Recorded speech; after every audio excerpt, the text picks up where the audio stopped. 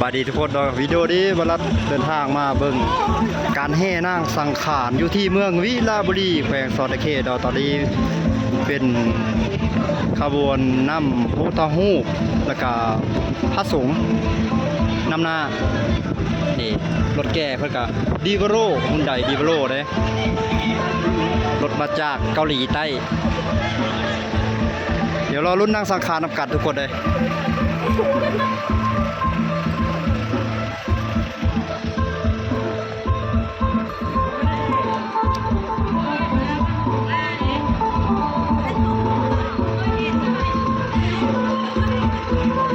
ตามมาด้วยรถสามเณร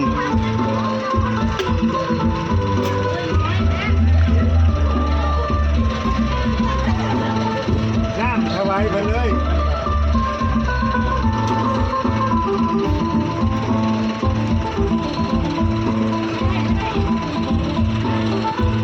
เจ้าคืองามแท้มาเนี่ยหอมมังกรนะกินเบียร์แล้วโดยเดี๋ยวหอมมังกรนะกินขอบใจ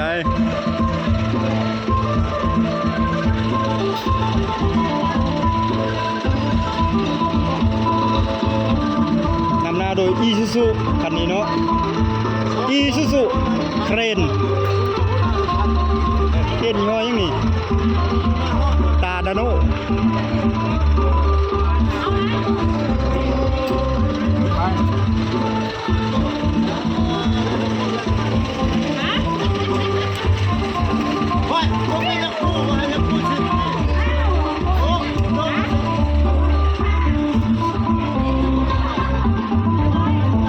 อีซูซุเขามีแต่ลิ้นอีซูซุ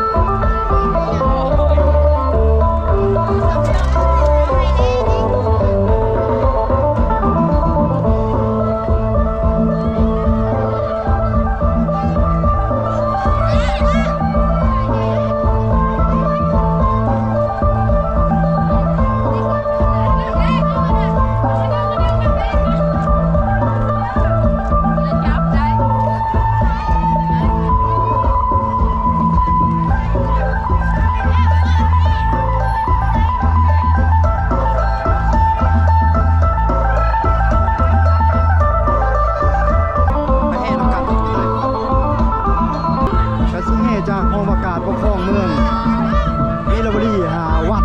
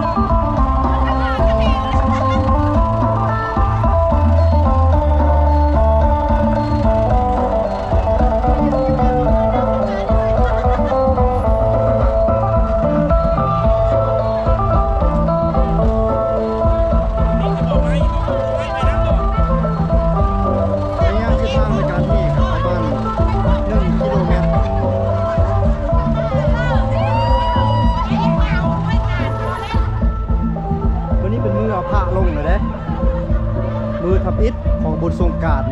ปีใหม่ลาว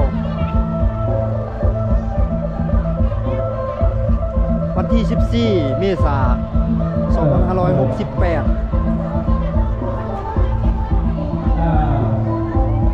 คือวันนี้ขณะนี้เราก็พูดเทนะเนาะพวกเขาในปีนี้ก็ถือว่าได้เวลาอีกทีที่มาพูดความสำเร็จพอเป็นพี่น้องทั้งหลายนับไปนี่ตรงกันกับมือวันจันทร์เนาะ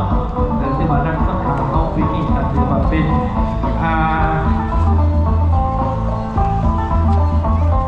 นางเทิงขนาดเรียกว่านางเทิงหลังเสือนางเทิงหลังเสือมือขวาถือเท้ามือซ้ายถือบนเท้านางเทิงหลังซ้ายก็ถือว่าได้เกณฑ์พระพุทธศาสนาเป็นศาสนาที่โกงนี้ยึดสมบัติคนในมันต่างๆจะมาที่ก็มาเจอมันใจหรอกต้องได้เปิดตำราไทยแน่ต้องพูดคุย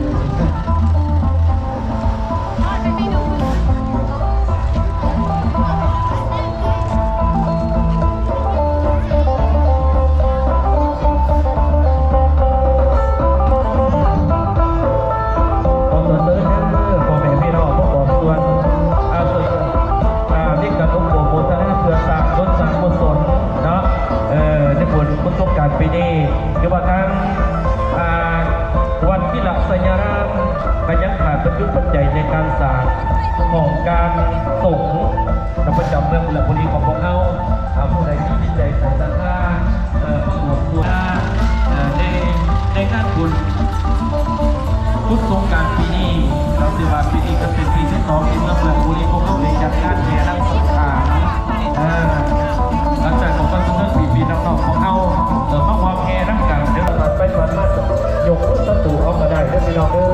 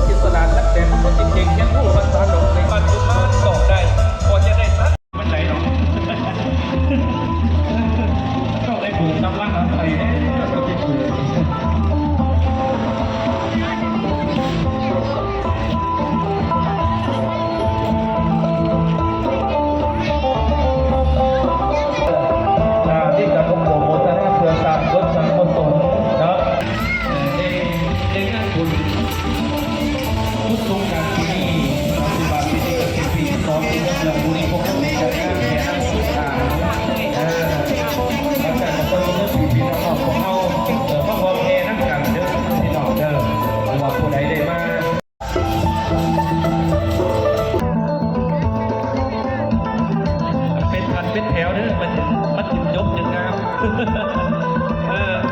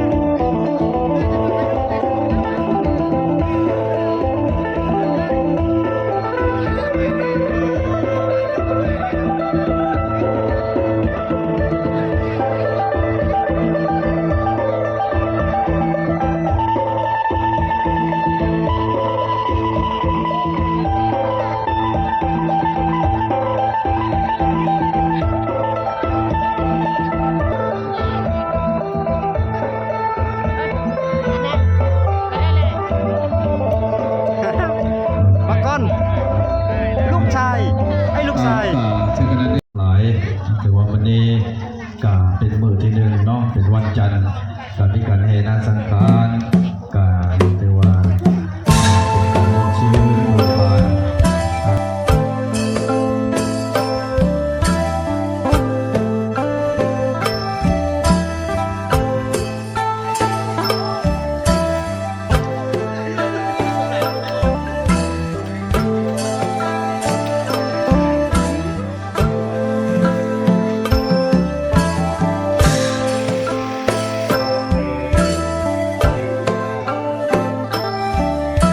อดีน้ำส่งผ้าเอา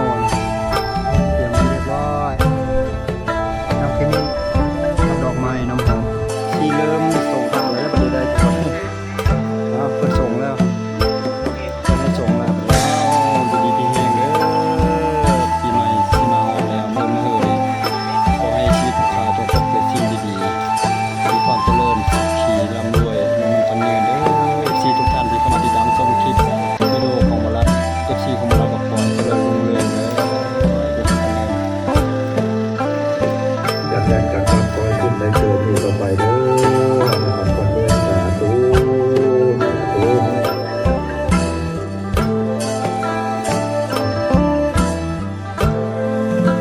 อาสาขอโนราบุญนำบ่อเองน้องเป็นประจันบ่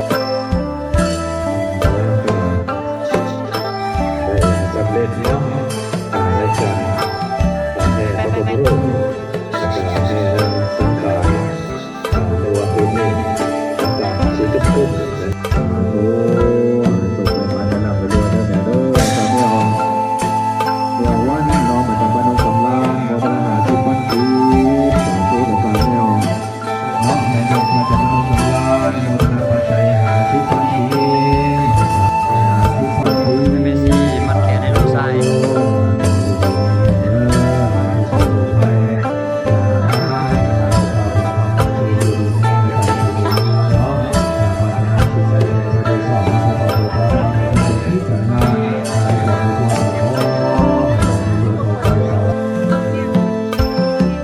ตอนนี้หน้าสังขารกำลังกดผ้าเนาะส่งผ้าเตรียมกันมาส่งผ้า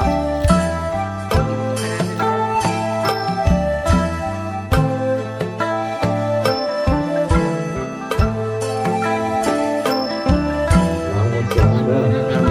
จานเอาเด้อเก่งเก่งถึงอะไรแม่มาเป็นเจ้าเป็นนายคนเด้อการงานการเป็นคนหูผู้ดีจานเอาที่ได้สละเวลาที่มาเป็นนางสังขารเจ็ดนางให้นางสังขารเนาะแต่วันจันทร์ในวันนี้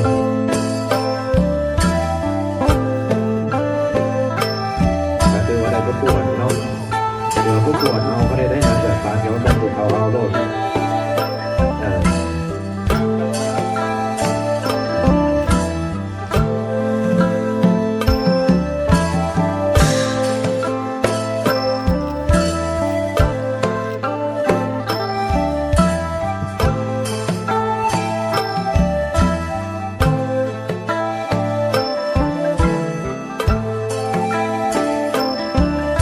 อัปปสบันดุงต้นบนขอบพัวมาได้มาผูโมทนามีปัจจัยโยนึงแสนปีสายโลขอคนทำคนดีอยู่ดีที่นี่ก็ขอเด้อ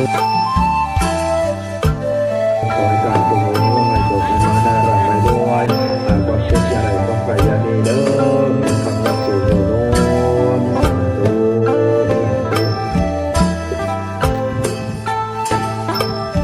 ยิ้มนะเด้อเนี่ยมาของไงเนี่ย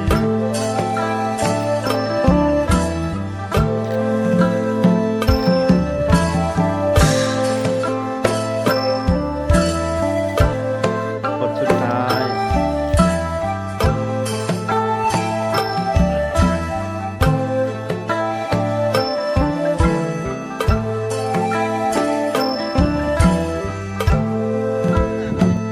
บอกไปว่าโอ้มันจมใส่วันน้ำคนตัวบนจะมีเกลืออ่อนแดดแล้วบอกลงจะเถื่อการรวยเงินรวยทองรวยคำในป่าขออนุโมทนาบุญนำขอบ้านของไส้เนาะของครัวขออนุโมทนาบุญนำเด้อบ่บานเด้อโยมอนุโมทนาบุญนำนี่ก็ขออนุโมทนาขอบุญคำนำสู่ดูเย็นเป็นสู้โยมเนาะบางคนกระบูจับ ยามจอได้เมื่อเดียวกันเนาะ นั่นแหละ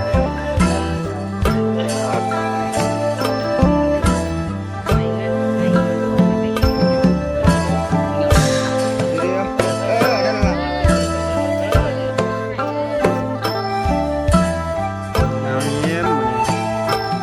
1 2 3 4 4เลยนะ4ได้ยิน 1 2 3เอาทุกคนเลยดูว่าบรรยากาศตอนนี้5 โมงป่า5 โมงยังทุกคนเลยกสิบวันนี้เนาะรับมือแรกมือทำอิฐนะเอาพักลงมาวัดสังขารหลวงในวัดสังขารหลวงอาทิตย์14 เมษายนในมือกับสิหาลอง2 ภาคมือขึ้นปีใหม่แล้วก็มือสุดท้ายเนาะวิดีโอนี้ก็ชิ้นได้สิ้นสุดเพียงเท่านี้เลยทุกคนเลยฝากกดเข้ามาติดตามชมคลิปนี้กดไลค์กดแชร์กดติดตามกดคอมเมนต์เนาะแล้วเจอกันคลิป